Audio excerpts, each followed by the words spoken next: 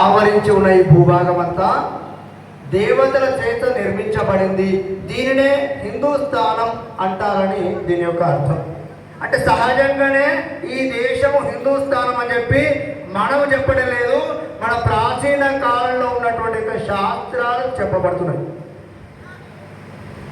కనుక అమెరికాలో ఉన్న వాళ్ళందరినీ మనం ఏం చెప్తుంటాం? మనము అమెరికన్స్ అంటాం, అంతే కదా. చైనాలో ఉన్న వాళ్ళందరినీ ఏమంటాం? మనం చైనీస్ అంటాం. రష్యాలో ఉన్న వాళ్ళని రష్యన్స్ అంటాం. జపాన్లో ఉన్న వాళ్ళని జపనీస్ అంటాం. అట్లనే హిందూస్థాన్లో ఉన్న వాళ్ళందరినీ హిందూస్. కనుక మనం అంతా సహజంగానే హిందువులం. కొంతమంది హిందూస్థాన్లో ఉంటూ కూడా మేము హిందువులము కాదు అంటే అది వాళ్ళ కర్మ, మనకు సంబంధం. కనుక హిందూస్థాన్లో ఉన్న ప్రతి ఒక్కరు హిందువే. హిందూ అంటే ఎవరు మరి? హిందూ అంటే హిందూస్థాన్లో ఉంటూ ఈ దేశము పట్ల అమితమైన భక్తి కలిగిన వాడు హిందువు. ఎవరైనా ఏ దేశంలో ఉంటే ఆ దేశంలో ఉంటే మన భక్తి ఉంటుంది. ముందు చేతులు ముందర ఉంచుకొని ఒక శ్లోకం చెప్తుంటాం. కరాగ్రే వసతే లక్ష్మి కరమధ్యే సరస. నేలపైన చేతులు పెట్టి సముద్ర వసనే దేవి పర్వతస్థర మండలే విష్ణుపత్ని నమస్తభ్యం పాదస్పర్శం క్షమస్వమే అని చెప్పి భూమాతకు నమస్కరిస్తుంది. అంటే ఈ భూమిని తల్లిగా భావించి, తల్లి నీ పైన నేను పాదం మోపుతున్నా, నన్ను క్షమించు అనే పద్ధతి లోపల భూమిని తల్లి, ఈ భూమిని తల్లిగా భావించే వాళ్ళందరూ హిందువులే. అలాగే ఈ భూమికి మాతా పుత్ర సంబంధం మనం కలిగి ఉంటాం. అందుకే మనం కేవలం మన సమావేశంలో చెప్పుకోలేదు, సహజంగా పాఠ్య పుస్తకాల్లో కూడా మనం రాస్తూ ఉంటే, మనము మొట్టమొదటి పాఠ్య పుస్తకాల్లో ప్రతి పాఠశాలలో వెళ్ళిన ప్రార్థన చెప్పిన తర్వాత ప్రతిజ్ఞ చెప్తుంటారు. ఇప్పుడు అంతా ఇంగ్లీష్లో ప్లెడ్జ్ అంటున్నారు. చెప్తున్నాము, భారతదేశము నా మాతృభూమి, ఈమె నా తల్లి అని చెప్పి చిన్నప్పటి నుంచి చెప్తుంది. కనుక ఈ భూమిని తల్లిగా భావించి మనందరము సహజంగానే హిందువులము.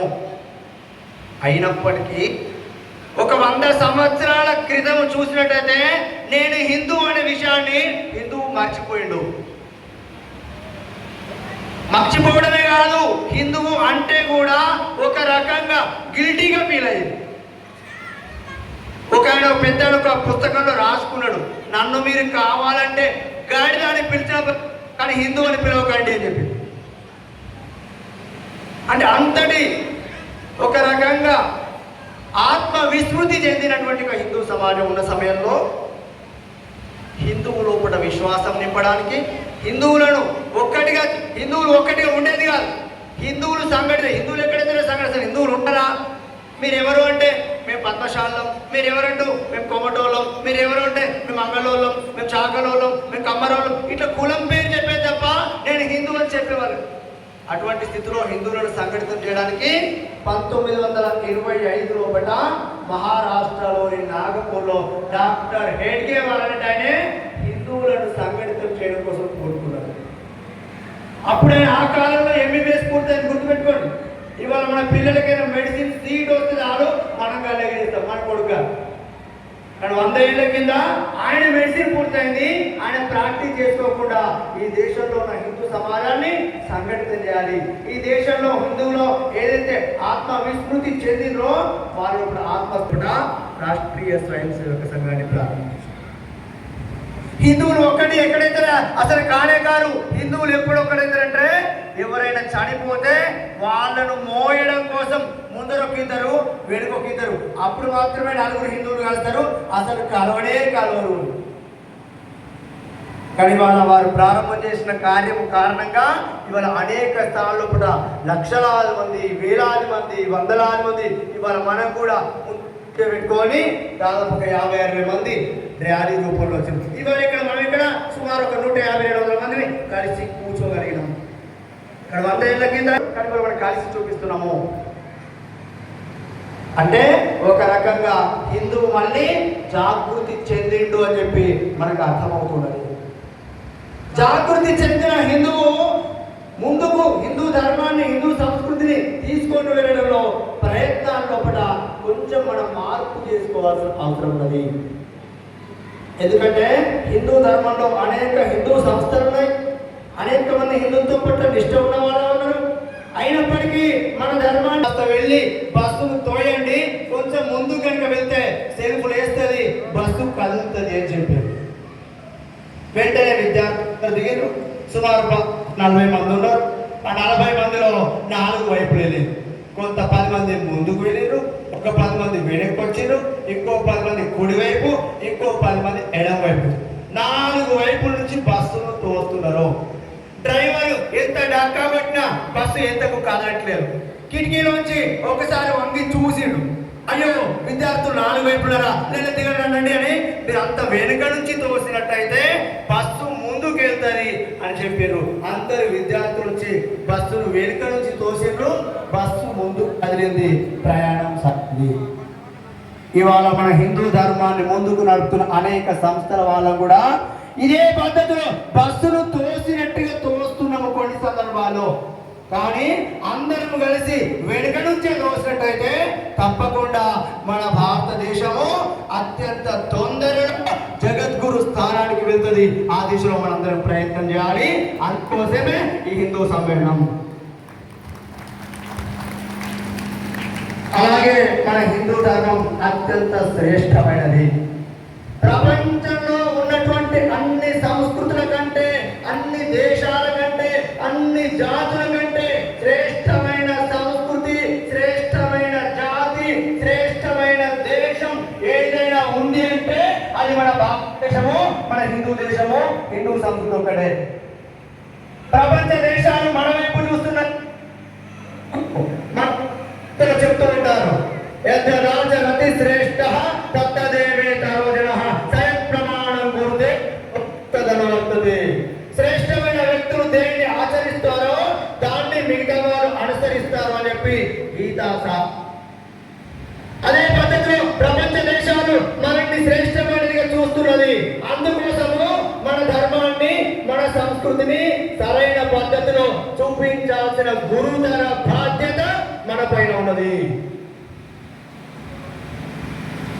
ఈ రోజు చూడండి, ప్రపంచంలో అనేక దేశాల వాళ్ళు మన పద్ధతిలో పెట్టుకుంటున్నారు, మన పద్ధతిలో కట్టు, మన పద్ధతిలో బొట్టు, మన పద్ధతిలో అనేక రకాల సంస్కారాలు. చిట్ట చివరికి చనిపోతే కూడా మన పద్ధతిలో అంత్యక్రియలు జరుపుకుంటున్నారు. కనుక మన ధర్మాన్ని మనం ఎక్కడైనా ఈ యొక్క ప్రయాణంలో చిన్న చిన్న విషయాలు మర్చిపోతే గుర్తు తెచ్చుకొని మనదైన పద్ధతిలో ఆచరించాల్సిన అవసరం ఉన్నది. మనకు సృష్టి నుంచి ఉన్నటువంటి హిందూ ధర్మంలో అనేక గొప్ప గొప్ప సంస్కారాలు మనకు. భగవంతుని ఆరాధించడానికి 16 ఉపచారాలు ఉంటాయి, షోడశ ఉపచారాలు అని. అలాగే మనిషి యొక్క ముందుకు తీసుకువెళ్ళడం కోసం మనకు కూడా 16 సంస్కారాలు ఉంటాయి. వాటినే షోడశ సంస్కారం చెప్తుంటాం. అలాంటి షోడశ సంస్కారం తల్లి గర్భంలో ఉన్నప్పటి నుండే ప్రారంభమవుతుంది.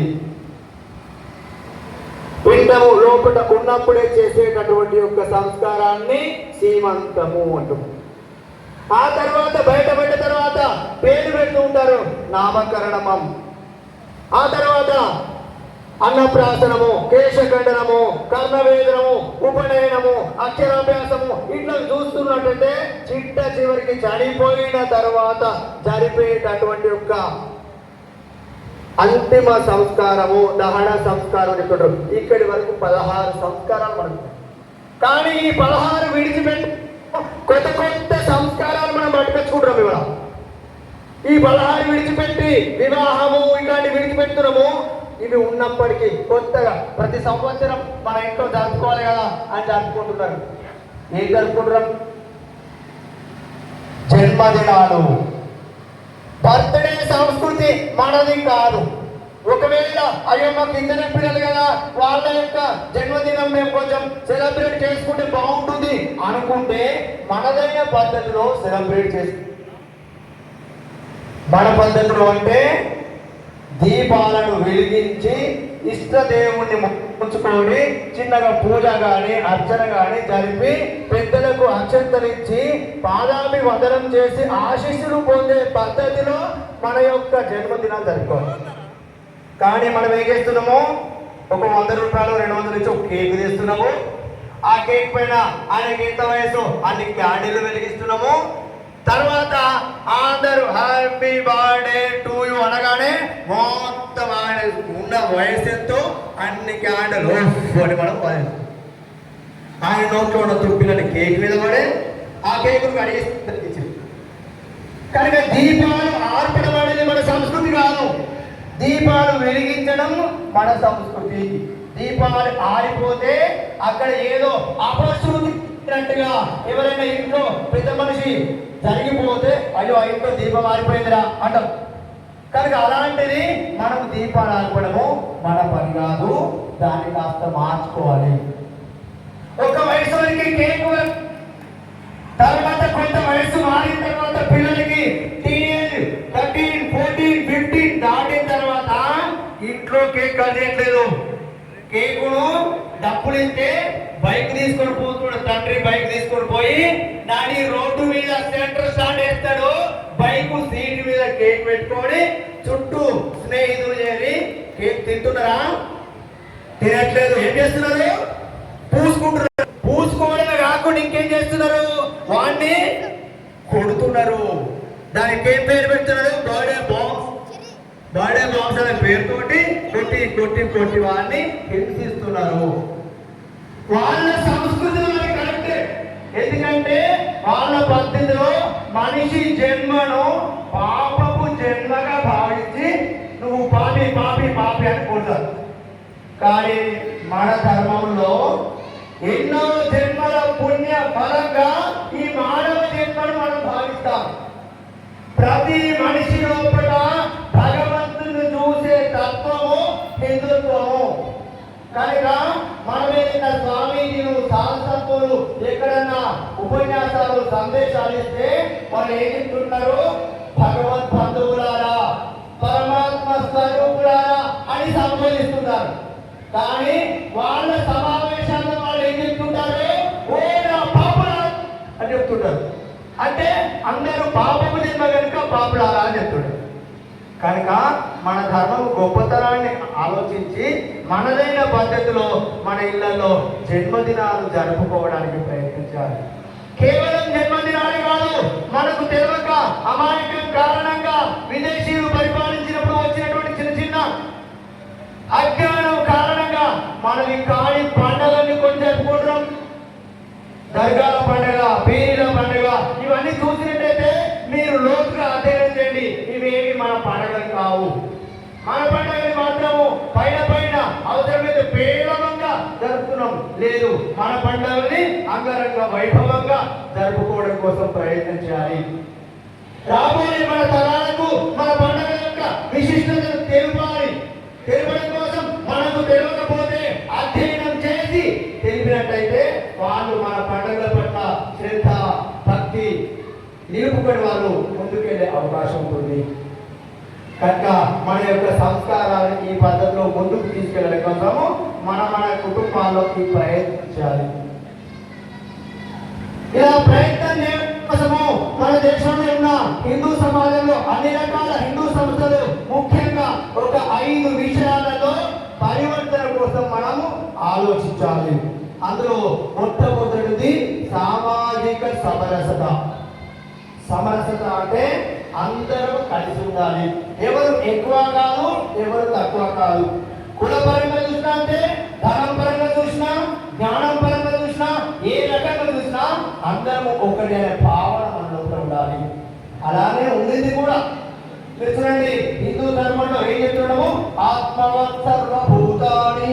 ప్రతి జీవి లోపల భగవంతుని చూసే తత్వము హిందుత్వము.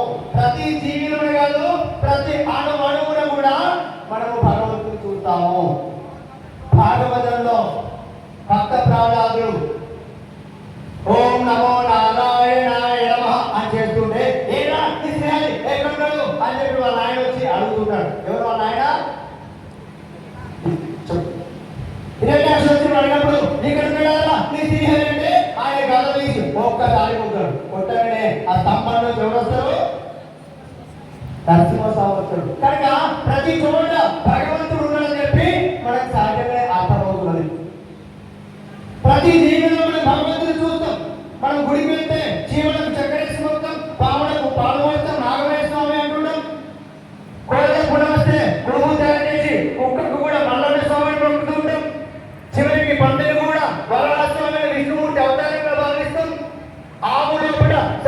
దేవతలు చూస్తాం.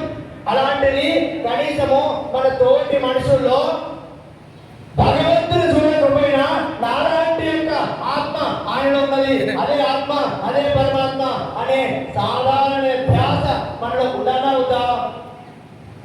చాలా ఇళ్లలో ఇది లేని కారణంగా ఇవాళ మన హిందూ ధర్మంలో హెచ్చు తగ్గులు కనిపిస్తున్నవి. దీన్ని వెంటనే మనం సరి చేసుకోవాలి. భగవంతుడు మనం మాత్రమే సృష్టించుకున్నాము. విదేశీయులు మన దగ్గర సుమారు 1000 సంవత్సరాల పాటు పరిపాలించినప్పుడు మనము కలిసి ఉంటే వాళ్ళకు అన్ని రకాల అవకాశం ఉండదు కనుక మనల్ని విడదీయడం కోసం సృష్టించినదే ఈ కులాల మధ్య అంతరాలు. కులాలు ఉన్నాయి, కులాలు ఏమో చెప్పలేదు, కానీ కులాల మధ్య అంతరాలు ఎప్పుడు లేదు మన ధర్మంలో. కులాలు కాస్త వృత్తుల కోసం మాత్రమే ఉండేవి. ఇక్కడ స్లోగన్ పెట్టారు, గడప లోపడే కులం, గడప దాటితే హిందువులం. నేను చెప్తా, గడప లోపడే కూడా హిందువులమే. ఇది గుర్తు పెట్టుకోండి. పెళ్లి చేసుకోవాల్సి వస్తే మీ మనసు అంగీకరించకపోతే అక్కడ మాత్రమే కులం ఆలోచించండి. మిగతా సమయంలో అన్ని సందర్భంలో కుల ప్రస్తావన లేకుండా మనం జీవించాలి. ఉదాహరణకి ఒక గుర్తు చేస్తాం. ఉడిపి పుణ్యక్షేత్రం ఎవరైనా వెళ్ళినండి ఉడిపికి? ఓ సంతం. అక్కడ చాలా ప్రధాన దేవాలయం ఏంటిది? అక్కడ శ్రీకృష్ణ దేవాలయం. శ్రీకృష్ణుడి యొక్క దర్శనం కోసము కనకదాసు అనే ఒక భక్తుడు భజన చేసుకుంటూ వెళ్తాడు. సహజంగా దేవుడికి 9 రకాల భక్తులు ఉంటాయి, నవవిధ భక్తులు. అందులో భజన అత్యంత భగవంతునికి ప్రీతిపాత్రమైన భక్తి. ఆ భక్తి సమయం లోపల భజన చేసుకుంటాను వెళ్తూ ఉంటే అక్కడ ఉన్న ఒక ఆయన, లేదు నువ్వు భజన నువ్వు అటవు అని చెప్పగానే ఆయన భక్తులు పరవశించుకుంటూ అటు తిరుగుకుంటూ గుడి వెనకాల పోయి భజన కీర్తన చదువుతున్నాడు. లోపల ఉన్న శ్రీకృష్ణుడు మూర్తి వెంటనే వెనక్కి తిరిగి ఆ గోడకు రంధ్రం చేసుకొని కనకదాసుకు దర్శనం ఇచ్చి గుడి పెట్టుకోండి. కనుక భగవంతుడికి అంతరం లేదు, మనం అంతరాలు సృష్టించుకున్నాము. కనుక వీటిని మనం వెంటనే మన లోపల ఉన్న చిన్న చిన్న అజ్ఞానం కారణంగా సృష్టించుకున్న వీటిని తీసేసి అందరం కలిసిమెలిసి ఉండాలి. చూడండి, శ్రీశైలంకి వెళ్తే ఎవరైనా వెళ్ళచ్చు, మల్లన్న స్వామి దగ్గరికి. తిరుపతికి వెళ్తే వెంకటేశ్వర స్వామి దగ్గరికి ఎవరైనా వెళ్ళచ్చు. వేములవాడకి వెళ్తే రాజన్న స్వామి దగ్గరికి ఎవరైనా వెళ్ళచ్చు. కొండగట్టు వెళ్తే అంజన స్వామి దగ్గరికి ఎవరైనా వెళ్ళచ్చు. కానీ మన ఊళ్ళో ఉన్న చిన్న హనుమాన్ మందిరికి, మన ఊళ్ళో ఉన్న చిన్న శివాలయానికి అందరు రావద్దండి, ఆ 3 కులాలు రావద్దండి, ఆ 2 కులాలు రావద్దండి అనే అజ్ఞానం ఇంకా మన దగ్గర ఉన్నది. ఇది ఒకవేళ మీ పెద్ద ఊరిలో లేకపోతే మీకు తలవంచన నమస్కరిస్తున్నా. ఇది ఉంటే మీరు వెంటనే మార్చుకోవడం కోసమే ఈ యొక్క హిందూ సమ్మేళనము పెద్దలు కూర్చొని దీన్ని తీర్మానం చేసి అందరికీ దేవాలయ ప్రవేశం ఉండేలా మీరు ఆలోచించాలి. రెండవది కుటుంబ వ్యవస్థ. మన ప్రపంచంలో కూడా ఇప్పుడే చెప్పుకున్నాం, హిందూ ధర్మం ఎంత శ్రేష్టమైందో మన కుటుంబ వ్యవస్థ కూడా అంత శ్రేష్టమైనది. మన కుటుంబాలు ప్రపంచానికి ఆదర్శం. గుర్తుపెట్టుకోండి, మన దగ్గర ఉన్న వివాహ పద్ధతి, మన దగ్గర ఉన్న వలస వాయి, ఒక పిల్లల్ని పెంచడము, వాళ్ళు పెళ్లి చేయడము, మళ్ళీ వాళ్ళు ఎదగడము, వాళ్ళ కాలంలో నిలబడము, ఈ సిస్టమ్ ఏదైతుందో ప్రపంచంలో అత్యంత ఆదర్శమైన గొప్ప వ్యవస్థ మన కుటుంబ వ్యవస్థ. చూడండి, పెళ్లిళ్ళ విషయంలో చూసినట్లయితే అన్ని దేశాలు చెప్పాను, కొన్ని దేశాలు చాలా గమనించుకుంటుంది. పెళ్లి చేసుకునే ముందు ఒక బాండ్ రాసుకుంటారు. మన భూములు కొనుక్కుంటే రాసుకుంటారు అట్లా. ఏం రాసుకుంటారు? మనం ఒక 5 సంవత్సరాలు కలుసుకుందామా, ఒక 8 సంవత్సరాలు కలుసుకుందామా అని ముందే బాండ్ రాసుకొని పెళ్ళైన తర్వాత ఆ తేదీ పూర్తి రాగానే విడిపోతారు. విడిపోయేటప్పుడు వాళ్ళకి సంతానం ఉంటుంది. ఆ ఉన్న సంతానాన్ని ఇద్దరు పంచుకొని పోతారు. పోయిన తర్వాత ఊరుకుంటారు, మళ్ళీ పెళ్ళి, మళ్ళీ 3 ఏళ్ళు 5 ఏళ్ళు రాసుకుంటారు. అట్లా పోతూ ఒక పండితుల ప్రకారమే మనం నవ్వుకోవడానికి రాసేయడానికి ఏం రాసిండు? వాళ్ళ కుటుంబంలో పిల్లలు 3 సమూహాలు, 3 రకాలు ఉంటాడు. ఏంటంటే నీ పిల్లలు, నా పిల్లలు, మన పిల్లలు. నీ పిల్లలు అంటే అమ్మగారు రాసుకుంటారు, నా పిల్లలు అంటే అయ్యగారు రాసుకున్నారు, మన పిల్లలు అంటే వాళ్ళిద్దరికి జన్మించిన వాళ్ళు.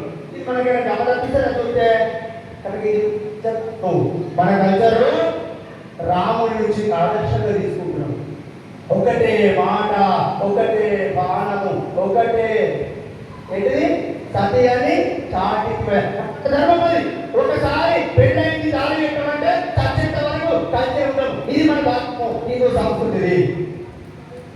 కనుక ఈ పద్ధతిలో నడుస్తుందా ఆలోచించాలి. ఇప్పటికీ గ్రామీణ ప్రాంతాల్లో చక్కటి వ్యవహారం ఉన్నది. ఇంకా నేను ఒక 2 మాసాల కింద నేరేడు చెట్ల దగ్గర పెంచుకొని తిన్నాను. గ్రామానికి వెళ్ళాను. సరిగ్గా సంవత్సరంన్నర కింద పోయి మళ్ళీ 2 నెలల కింద పోయి అక్కడ ఒక కార్యకర్త వాళ్ళ ఇంట్లో భోజనం చేస్తున్నాం. దానికంటే సంవత్సరాల కింద ఆ కార్యకర్త పెళ్ళైంది. ఆ కార్యకర్త వాళ్ళ అమ్మగారు నాకు భోజనం పెడుతుంది. అమ్మ మరి సంపత్ పెళ్ళైంది కదా, మీ కోడలు బాగా మీ ఇంట్లో కలిసిపోయిందా, కలిసి ఉంటున్నారా అంటే అమ్మ ఏం సార్ కోడలు కాదు నా బిడ్డ. నాకు ఎంత ఆనందం అనిపిస్తుందంటే ఇవాళ అత్తను ఇట్లా బిడ్డ అని చెప్పగలిగే స్థితిలో ఉన్నాను అంటే నేను చూస్తున్నాను ఆయన నాకు అనిపించిందా. కాస్త భోజనం అయిన తర్వాత ఏదైనా కూడా చివరిలో మజ్జిగ పోసే అలవాటు ఉంది. ఆ కోడలు కాస్త ఇంట్లో నుంచి మజ్జిగ నుంచి పోసింది. వాళ్ళ మనవాడు కొన్ని ఏడుస్తుంటే ఎత్తుకొని అంతా పట్టడు. వాళ్ళ కోడలు అడిగా ఏమన్నా మేము మీరాడు నగరం నుంచి వస్తుంది, మీరు నగరము ఇదేమో పల్లెటూరు, మరి ఇక్కడ మీ అత్త మామ వీళ్ళంతా బాగా చూసుకుంటాడు అన్నాడు. వాళ్ళు అనగా మా అత్త మామ కాదు, వాళ్ళకి అమ్మనాలు అయితే ఇసుకుంటున్నారు. సాధారణ కుటుంబాలు వ్యవసాయ కుటుంబము ఈ ఆత్మీయత ఉన్నది గుర్తుపెట్టుకోండి. కానీ చదువుకున్న తర్వాత డబ్బు వెనకాల పరిగెత్తున్న కారణంగా ఈ ఆత్మీయతలు అనుబంధాలు చాలా దూరం అయిపోతున్నాయి. ఇది మనం దూరం కాకుండా కాపాడుకోవాల్సింది. ఇంకొక చిన్న సంఘటన గుర్తు చేస్తా. మధ్యప్రదేశ్ లో ఇటార్సీ అనే ఒక నగరం, మన నల్గొండ నగరం లాగా ఒక నగరం ఉంటుంది. అక్కడ ఒక రిటైర్డ్ క్యాప్టెన్ మిలిటరీలో రిటైర్డ్ ఆఫీసర్ ఒక ఫ్లాట్ బుక్ చేసుకొని అందులో నివసిస్తున్నారు. వాళ్ళ శ్రీమతి కూడా సుమారుగా ఒక 65 సంవత్సరాలు ఉంటాయి, ఈయనకు 70 ఏళ్ళు ఉంటాయి. ఇద్దరు అలా నడుస్తున్నారు. వాళ్ళకి 2 కొడుకులు, వాళ్ళకు పెళ్లిళ్ళైనాయి. అమెరికాలో ఉద్యోగం వాళ్ళ పిల్లలు. అనుకోకుండా దురదృష్టవశాత్తు ఆ క్యాప్టెన్ వాళ్ళ శ్రీమతికి అనారోగ్యం చేసింది. హాస్పిటల్ అటు ఇటు తిరిగిండ్రు. చివరికి ఒక రోజు సాయంత్రము ఆమె స్వర్గవాసం పొందింది, చనిపోయింది. వెంటనే అమెరికాలో కొడుకులకి ఇన్ఫర్మేషన్ ఇచ్చేసారు. అందులో ఉన్న అక్కడి నుంచి రావాలంటే వెంటనే ప్రాసెస్ అవన్నీ పూర్తి కావాలి. 2 రోజుల సమయం పట్టింది. పెద్ద కొడుకు 2వ రోజు రాత్రికి, 3వ రోజు ఉదయం అంగరంగ వైభవంగా అంతిమయాత్ర వాళ్ళు చేసిన దాన సంస్కారం పూర్తని సాయంత్రం 6:30-7 ప్రాంతాల్లో కూడా ఆ పెద్ద కొడుకు దగ్గరికి తీసుకొని ఈ తండ్రి అయిన క్యాప్టెన్ అడుగుడు, ఏమిరా అమ్మ చనిపోతే నువ్వు ఒక్కడికి వచ్చినావు, నీ పిల్లలు రాలేదు, నీ భార్య రాలేదు, ఏమిటి అంటే మా పిల్లలకు చదువులు ఉన్నాయి, వాళ్లకు మా భార్య హోంవర్క్ చేయించాలి, వాళ్లకు వంట చేసి పెట్టాలి అని సమాధానం ఇవ్వలేదు. అది విన్న ఆ క్యాప్టెన్ మనసు లేదు. ఆ తర్వాత కాసేపు ఆగి ఇంకో మాట అడిగి, సరే మీ భార్య పిల్లలంటే రాలేదు, మరి మీ తమ్ముడు రావాలేదా, వాడెందుకు రాలేదు? మళ్ళీ ఏం సమాధానం చెప్పాడు? మేమిద్దరం అనుకున్నాం, అమ్మ చనిపోయినప్పుడు నేను రావాలనుకున్నా, నువ్వు చనిపోయినప్పుడు తమ్ముడు రావాలనుకున్నారు అని. ఇంకా ఆయనకు అసలు మనసు పట్టలేదు, భోజనం చేయలేదు, రాత్రి పండుకుంటే నిద్ర పట్టడం లేదు. ఒక ఫ్యాన్ పైన తిరుగుతుంటే చూసిండు. 12-1 ప్రాంతంలో ఒక తాడు తీసి ఫ్యాన్ చేసిండు, హ్యాంగ్ చేసుకొని ఎలా చదువుకోండి. చుట్టుపక్కల ప్రజలందరూ అక్కడ గుమ్మగుడేరు. అక్కడ ఒక టీ పాయింట్ పైన ఒక నోట్ రాసి పెట్టాడు. ఏం రాశాడు? నేను అమ్మ చనిపోయిన తర్వాత నువ్వు కష్టపడి ఇక్కడ దాకా వచ్చినావు, మళ్ళీ నేను చనిపోయిన తర్వాత తమ్ముడు అక్కడి నుంచి కష్టపడి రావాల్సిన అవసరం లేదు, నా అంత్యక్రియలు కూడా నువ్వే చేసి వెళ్ళిపో అని చెప్పి అందులో రాసి. కనుక ఇవాళ ఆలోచించండి, మన కుటుంబాలు ఎంతవరకు ప్రయాణం చేస్తున్నాయి, ఎక్కడి దాకా జరుగుతున్నదో, మన కుటుంబాల మధ్య ఆత్మీయత అనుబంధాలు ఎలా ఉంటున్నాయో వాటిని సరి చేసుకోవడం కోసం మన వైపు నుంచి ఏమి ప్రయత్నం చేయాలో తప్పకుండా ఆలోచించాల్సిన అవసరం ఉన్నది. అక్కడ చెప్పాను, విదేశాల్లో డబ్బు సంపాదించాలని చెప్పట్లేదు, కానీ కొంతకాలం ఉండాలి. మన దేశం కోసం, మన దేశం గొప్పదనం కోసం మనం ఆలోచించాలి. ఇందుకోసం మన కుటుంబ వ్యవస్థను మనం సరి చేసుకోవాల్సిన అవసరం ఉన్నది. 3వది స్వదేశీ జీవన మన దేశంలో ఉన్న మనందరం కూడా చిట్ట చివరి పౌరులు కూడా అత్యంత స్వాభిమానంతో జీవించాల్సిన అవసరం ఉన్నది. స్వాభిమానంలో ముఖ్యంగా 3 విషయాలు. ఒకటేమో మన దేశాన్ని ఆర్థికంగా బలోపేతం చేయడం కోసము వాడాల్సిన వస్తువులు. మనం తెల్లవారి లేస్తే వాడే వస్తువులు మనం ఉంటున్నాయా, విదేశీయులు వాడుతున్నామా ఆలోచించాలి. పొద్దుగా లేవగానే బ్రష్ పేస్ట్ పెట్టుకుంటూ ఉంటుంటాం. ఏ పేస్ట్ పెట్టుకుంటాం మనమంతా? కోల్గేట్, క్లోజప్, సివాక, పెప్సన్. ఇవేమి మన దేశ కంపెనీలు, విదేశీ కంపెనీ. మనం ఏం వాడాలి? అజంతా, బబుల్, డాబర్, అవసరమైతే పతంజలి ఉత్పత్తులను మనం వాడి మన దేశం యొక్క ఆర్థిక స్థితిని మెరుగుపరచాలి. స్నానం చేసేటప్పుడు మనం ఉన్నటువంటి స్నానాల గదుల్లో ఉండే సబ్బులు ఏం వాడుతుంటాం మనము? లక్స్, రెక్సోనా, లివిల్, లైఫాయ్, ఇవన్నీ విదేశీ కంపెనీలు. మనం వాడాల్సినవి సంతూర్, సింతాల్, మెడినెక్స్, మైసూర్ శాండల్. అవసరమైతే పతంజలి ఉత్పత్తులు ప్రత్యేకంగా ప్రయత్నపూర్వకంగా తెచ్చుకొని మనం ఈ రకంగా స్వదేశీ వస్తువులను వాడాలి. అంటే మన దేశానికి స్వాతంత్రం వచ్చిన రోజున దానితో మన రూపాయి ₹3.30 మీరు చూడండి కావాలంటే. ఇవాళ దానితో మన రూపాయలు వెళ్తున్నది ₹96, ₹92, ₹95. కారణము మనకు ఉన్నటువంటి ఒక అమితమైన విదేశీ వ్యామోహం. దీన్ని తగ్గించుకొని మన దేశీ వస్తువులను కొనుక్కుంటూ దేశం యొక్క ఆర్థిక స్థితిని మెరుగుపరచడం కోసము మనవంతుగా మనందరం ప్రయత్నం చేయాలి. దానికోసం అని చెప్పి సంకల్పం తీసుకోవాలి. స్వదేశీ వస్తువులను వాడాలి. రెండోది స్వభాష. మన మాతృభాష ఏదైతే దాన్ని మనము అమితంగా ప్రేమించి అదే భాషను వాడాలి. మన భాష మరాఠీ అయితే మరాఠీ వాడాలి, మన భాష హిందీ అయితే హిందీ వాడాలి, మన భాష కన్నడ అయితే కన్నడ వాడాలి, మన భాష తమిళ అయితే తమిళ వాడాలి, మన భాష తెలుగు అయితే తెలుగు వాడాలి. మనిషికి భాష ఎందుకోసం అంటే భావ వ్యక్తీకరణ కోసం భాష అవసరం. భావాన్ని స్పష్టంగా వ్యక్తీకరించగలిగే భాషలు ప్రపంచంలో భారతీయ భాషలు. అందులో మన తెలుగు భాష ఇంకా స్పష్టంగా భావ వ్యక్తీకరణకు ఉపయోగపడే భాష. ఉదాహరణకి మీరు అన్నయ్య అని చెప్పాలంటే ఇంగ్లీష్ లో ఏం చెప్పాలి? వారు అని చెప్పాలంటే ఏం చెప్పాలి? తమ్ముడా అన్న అడగ తెలుగు స్పష్టత ఉన్నది. అన్న అంటే ఎందుకంటే పెద్ద, తమ్ముడు అంటే ఎందుకంటే చిన్న, ఇంత స్పష్టత ఉన్నది. అలాగే అక్కయ్య, మా చెల్లమ్మ ఒకటే పదం ఏముంది? సిస్టర్. ఇంకా ఏమద్దు? మామయ్య, పెదనాన్న, చిన్నాన్న ఒకటే పదం అంకుల్. చిన్నమ్మ, పెద్దమ్మ, అత్తమ్మ ఒక్కటే పదం ఆంటీ.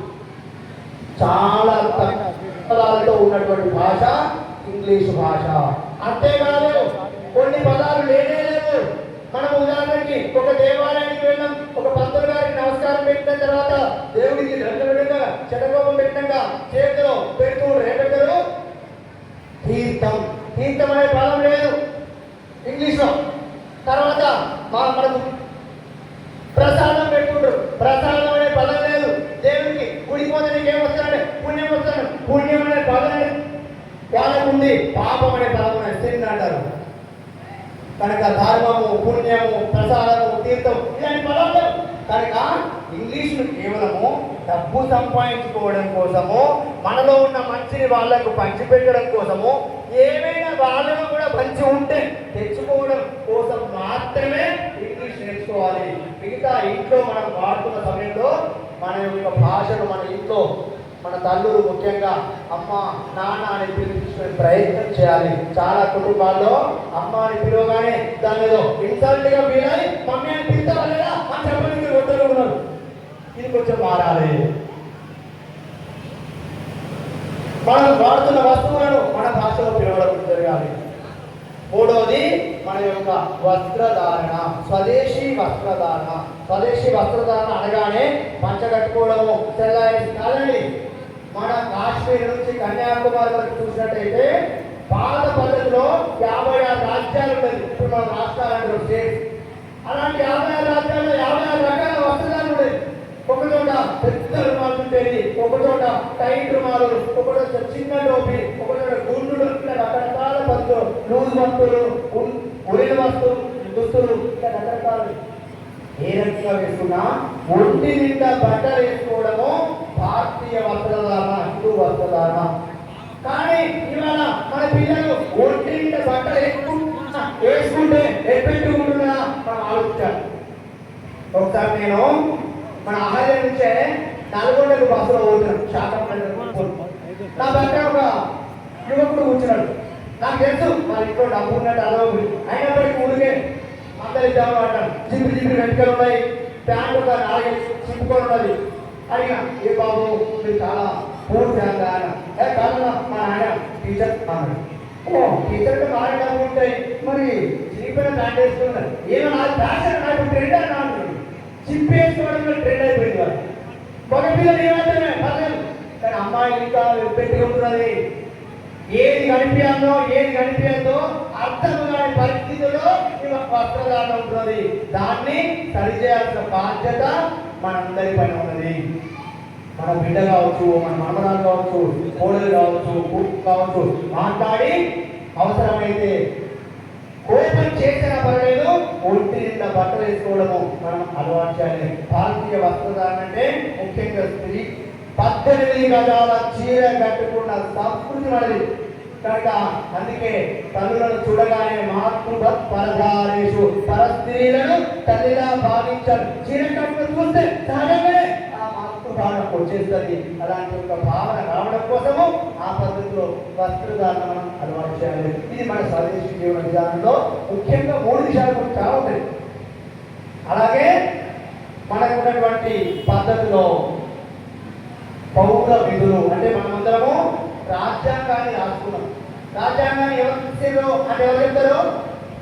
డాక్టర్ బిఆర్ అంబేద్కర్ చెప్తారు. చాలా మంది అంబేద్కర్ ఒక్కరు రాలే, మనం 100 మంది పైన వాళ్ళతో కమిటీ చేసి ఆయన అక్షరంగా ఉంచి రాయించడం అంటే మనం రాశాడు కనుక అందులో ఉన్న ప్రతి అక్షరము ప్రతి పదము తూచా తప్పకుండా ఆచరించాల్సిన గురుతర బాధ్యత మన అందరి పైన ఉంటుంది.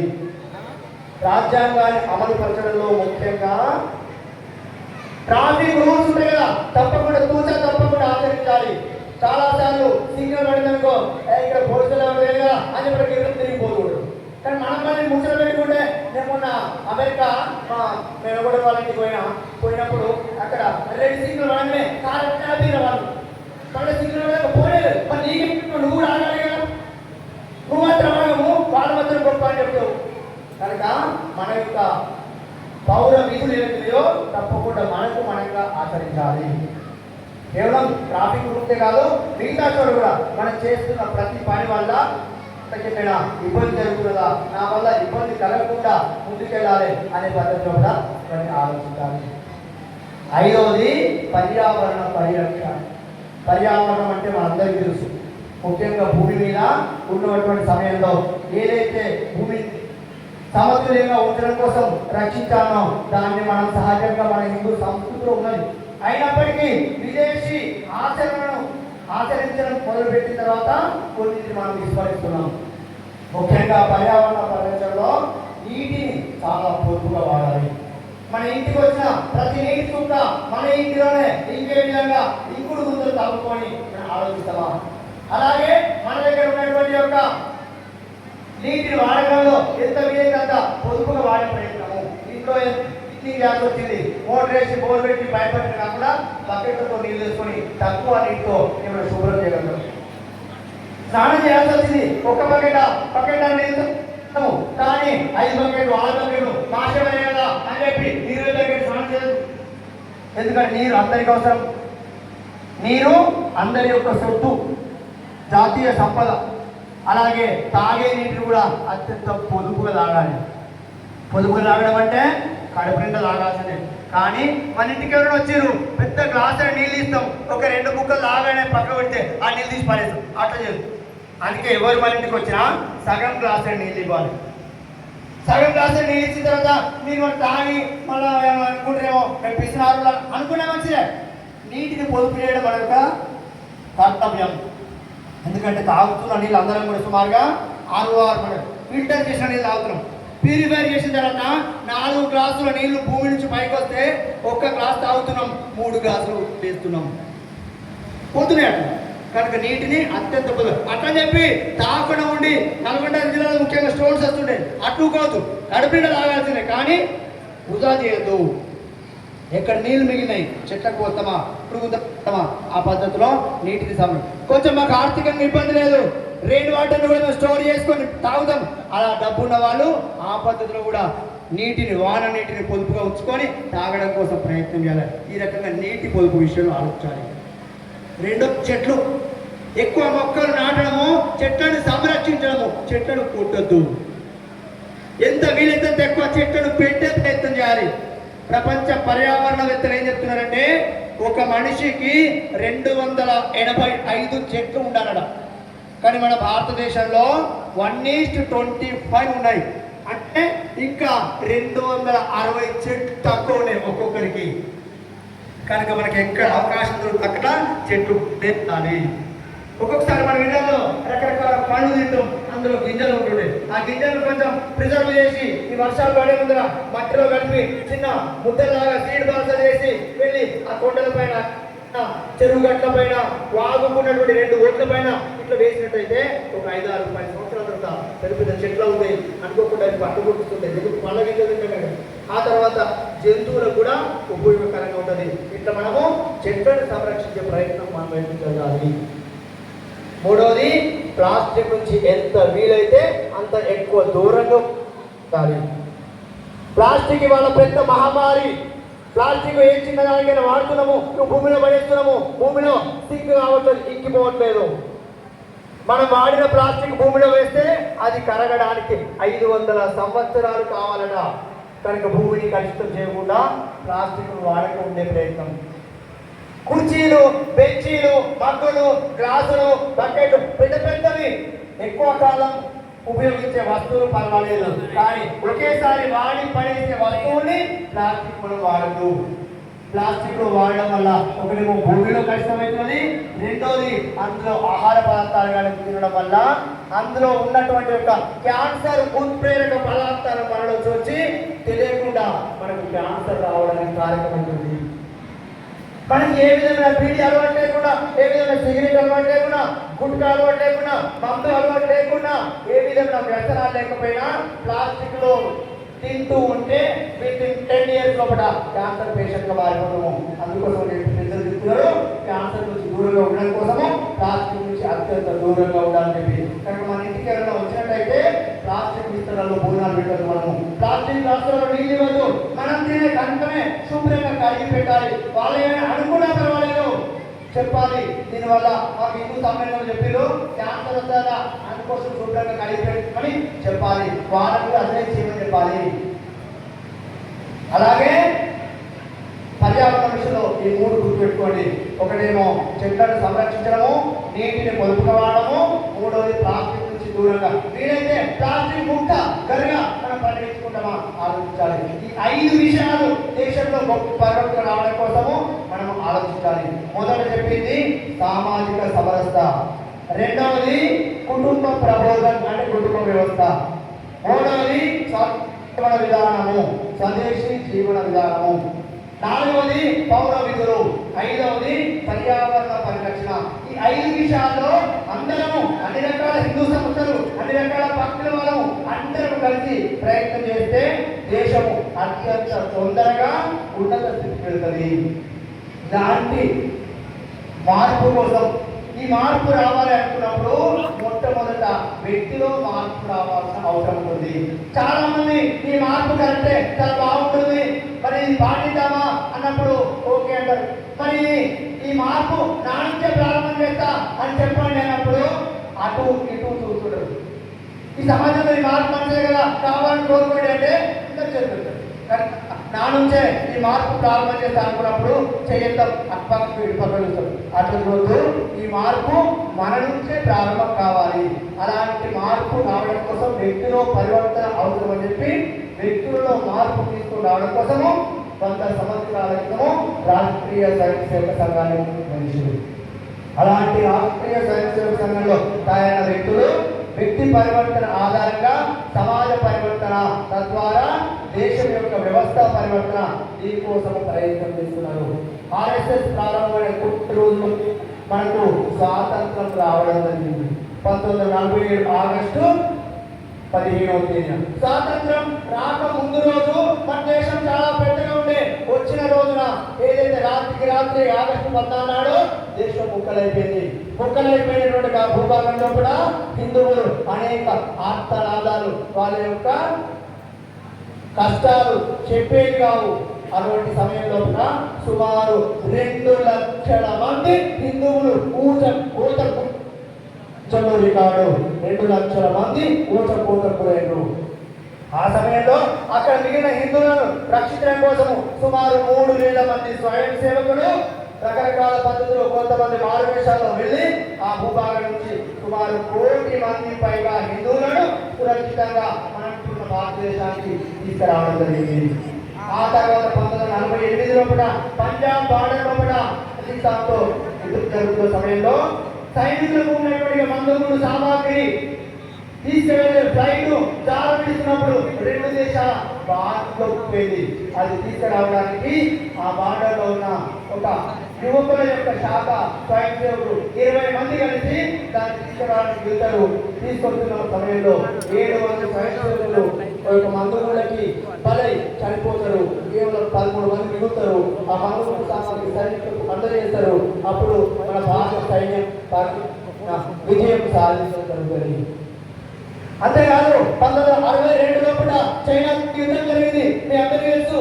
యుద్ధం జరుగుతున్న సమయంలో పోలీస్ బలగాలు బార్డర్లో ఉన్న సైన్యం సరిపోకపోతే లోపల ఉన్న అన్ని రకాల పోలీసు బలగాల్ని చైనా బార్డర్కి తరలిస్తారు. మన దగ్గర ఉన్నటువంటి సివిలే కాకుండా ట్రాఫిక్ పోలీసు రకరకాల బలగాలను తరలిస్తే ఢిల్లీలో కూడా ట్రాఫిక్ కంట్రోల్ చేయడం చాలా ఇబ్బంది అవుతుంది. అప్పుడున్న ప్రధానమంత్రి జవహర్లాల్ నెహ్రూ గారు అది మన ట్రాఫిక్ ఎక్కాలని ఆలోచిస్తున్న సమయంలో పక్కన ఉన్న ఒక పెద్ద ఆయన చెప్తారు, లేదు రాష్ట్రీయ స్వయం సేవకులు రకరకాల శిక్షణ పొంది ఉంటారు, వాళ్ళని కనుక మనము అడిగినట్లయితే ఈ ట్రాఫిక్ కంట్రోల్ బాగుంటుంది అని చెప్పినప్పుడు వారు అప్పుడున్న 2వ సత్సంగ చాలకులు గురూజీకి ప్రకాలు చేసి మాట్లాడినప్పుడు ఒక 5 రోజుల లోపల సుమారు 2,000 మంది స్వయం సేవకులు ఢిల్లీకి చేరుకుంటారు. ఒక్క రూపాయి కూడా జీతం తీసుకోకుండా సొంత భోజనం చేసుకుంటూ 2 నెలల పాటు ట్రాఫిక్ కంట్రోల్ చేస్తూ ఉంటారు ఢిల్లీలో కూడా. దాని కారణంగా అక్కడ ఉన్నటువంటి యొక్క ప్రధానమంత్రి దీనిని గమనించి అయ్యో సైన్యంలాగా ఉన్నారు కదా అని చెప్పి గుర్తించి అప్పుడున్న 2,000 మంది స్వయం సేవకుల్ని 1963 జనవరి 26 రిపబ్లిక్ డే పరేడ్ లోపల త్రివిధ దళాలతో పాటు స్వయం సేవకులు కూడా అక్కడ సమాజంలో పాల్గొని చెప్పడం జరుగుతుంది. అలాగే కేవలం దేశం కోసమే కాదు, దేశంలో ఎక్కడ ఉప్పెనలు వచ్చినా, వరదలు వచ్చినా, అగ్ని ప్రమాదాలు వచ్చినా ఆర్ఎస్ఎస్ కార్యకర్తలు పనిచేసేది మనందరికీ తెలుసు. అంతేకాదు హిందూ ధర్మం విషయంలో ఎక్కడైనా ఇబ్బంది ఉన్నదంటే అక్కడ ఉన్న పెద్దల్ని కలిపి అక్కడ ఆ ధర్మాన్ని పరిష్కారం చేయడం కోసము పనిచేసిన సంఘటన మీ అందరికీ తెలుసు. మన 2 తెలుగు రాష్ట్రాల్లో కూడా అత్యంత పెద్ద దేవాలయం తిరుపతి మీ అందరికీ తెలుసు. అక్కడ ఆ తిరుపతిలో ఉన్న 7 కొండల్లో 2 కొండలు మాత్రమే వెంకన్నకు, మిగతా 5 కొండలు మేము ప్రభుత్వానికి సంబంధించిన కట్టడాలు కడతాం అనుకున్న సమయంలో ఇలాంటి పెద్దలందరినీ కలిపి తిరుమల తిరుపతి సంరక్షణ సమితి వేసి 9 నెలల పాటు నిరవధిక సమ్మె రకరకాల రాష్ట్రాలు చేసిన కారణంగా ముఖ్యమంత్రి మెట్టు దిగి వచ్చి 7 కొండలు ప్రకటించడం. కనుక ఆర్ఎస్ఎస్ ఈ దేశంలో ఈ ధర్మం కోసము, ఈ సంస్కృతి కోసము, ఈ ప్రజల కోసం చేసిన సంఘటన చెప్పుకుంటూ పోతే ఈరోజు సమయం సరిపోదు. కనుక మీరందరూ కూడా ఆర్ఎస్ఎస్ కోసం కాదు, ఆర్ఎస్ఎస్ కార్యకర్తలను పెంచుకోవడం కోసం కూడా కాదు, ఆర్ఎస్ఎస్ కేవలము దేశం కోసం ఉండేటటువంటి ఏకైక సంస్థ. ప్రపంచంలోటువంటి 192 దేశాలలో ఏ దేశంలో కూడా ఆ దేశం కోసం ఆలోచించే సంస్థలు లేవు. కేవలం ప్రపంచంలో అది మన భారతదేశంలో దేశం కోసం ఆలోచించే ఏకైక సంస్థ ఏదైనా ఉన్నదంటే అది రాష్ట్రీయ స్వయం సేవక సంఘం. గుర్తుపెట్టుకోండి, అలాంటి రాష్ట్రీయ స్వయం సేవకులు దేశం కోసం మాత్రమే ఆలోచిస్తారు. ఎక్కడ కూడా వ్యక్తిగతం కోసం కానీ ఇంకో దానికోసం కోసం ఆలోచించరు. మీరు గుర్తుపెట్టుకోండి, నేను ఒకవేళ కాంగ్రెస్ కార్యకర్తలు అనుకోండి, నేనేం చేస్తా, కాంగ్రెస్ కి జై అని చెప్తా. లేకపోతే సోనియా గాంధీకి జై అని చెప్తా, లేకపోతే రాజీవ్ గాంధీకి జై అని చెప్తా, లేకపోతే రాహుల్ గాంధీ జై అని చెప్తా.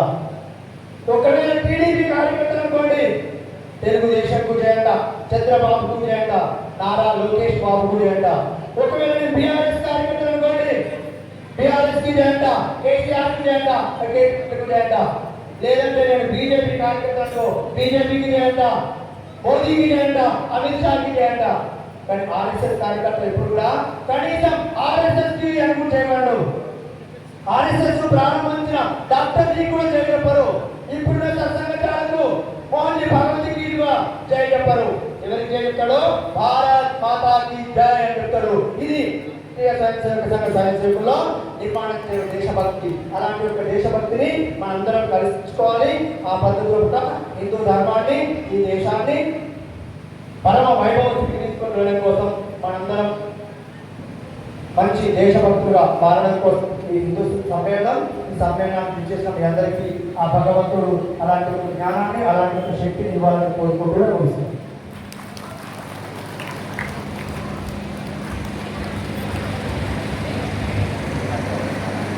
ఈ కార్యక్రమం ఒక 5 నిమిషాల సమయంలో పూర్తి చేస్తాం కాబట్టి వేచి ఉండవలసిందిగా మనం చేస్తున్నాం. ఈ సమాజంలో ఫస్ట్ చెప్పిండు సారు, సమర్థ సమభావం అంటే ఈ సమాజంలో ఉన్నటువంటి అన్ని కులాలు, అన్ని మతాలు, అన్ని ప్రాంతాలు అన్ని సమానం అనే భావాలతోటి మెరగాలని కోరుకున్నారు. అంటే ఈ సమాజంలో ప్రతి ఒక్కరికి పనిచేసే వాళ్ళు, సమాజంలో అట్టడుగు నుంచి పనిచేసేవాళ్ళు. అంటే కొంతమంది వాళ్ళు మాత్రమే పనిచేయగలరు, డబ్బులు ఇచ్చేస్తారు కానీ వేరే వాళ్ళు చేసే పరిస్థితి లేదు. ఎందుకంటే ఈ సమాజంలో మెయిన్ వ్యాపారం జరగాలన్నా, ఏం జరగాలన్నా, రైతులకు ఉపయోగపడాలన్నా అమాలి వర్కర్స్ ఉంటారు. ఈ అమాలి వర్కర్ జీవితాంతం ఫిజికల్గా కష్టపడుతూ బస్తాలు వస్తూ ఈ సమాజాన్ని, రైతులను, వ్యాపారస్తులను అందరికీ ఉపయోగపడే విధంగా పనిచేస్తున్నారు. కాబట్టి ఈ మన పెద్ద ఊళ్ళో ఉన్నటువంటి హమాలి అసోసియేషన్ దానికి సంబంధించినటువంటి మేస్త్రి, అంటే అందరికీ సన్మానించినట్టు ఒక మేస్త్రికి సంబంధించినట్టే ఆ మేస్త్రిని వేదిక కోరుతున్నాం. ఊరి అంజయ్య వాళ్ళకి సంబంధించినటువంటి హమాలి వాళ్ళు రావాల్సిందిగా కోరుతున్నాం. తర్వాత ఈ గ్రామ పంచాయతీలో రోజు మనం వేసే చెత్తను, దుమ్మును, దున్ని పరిశుభ్రంగా ఉంచుతూ మనందరికీ ఆరోగ్యాన్ని